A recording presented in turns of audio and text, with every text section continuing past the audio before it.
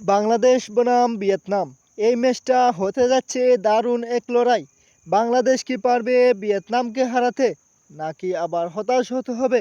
সব কিছু জানবেন এই ভিডিওতে। এই গুরুত্বপূর্ণ ম্যাচে মুখোমুখি হচ্ছে বাংলাদেশ এবং ভিয়েতনাম। দুই দলই এখন নিজেদের সেরা পারফরমেন্স দিতে প্রস্তুত। এই ম্যাচটা বাংলাদেশের জন্য অনেক গুরুত্বপূর্ণ, কারণ র্যাঙ্কিং এবং আত্মবিশ্বাস দুটোর জন্য জিততেই হবে।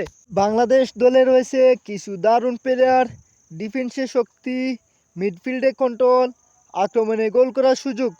সবচেয়ে বড় কথা, নতুন কিছু পরিবর্তন দেখা যেতে পারে এই ম্যাচে। কিছু নতুন মুখও থাকতে পারে স্কোয়াডে। অন্যদিকে ভিয়েতনাম দলও কিন্তু অনেক শক্তিশালী। তাদের প্লেয়াররা খুব দ্রুত এবং টেকনিক্যাল, বিশেষ করে তাদের আক্রমণ ভাগ খুবই বিপজ্জনক।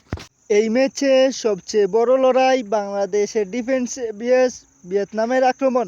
যদি বাংলাদেশ ডিফেন্স ভালো করতে পারে তাহলে জয়ের সম্ভাবনা অনেক বেড়ে যাবে।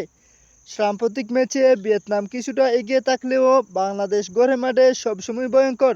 আমার মতে ম্যাচটি হতে পারে খুবই ক্লোজ, সম্ভাব্য স্কোর 1-1 অথবা 2-1।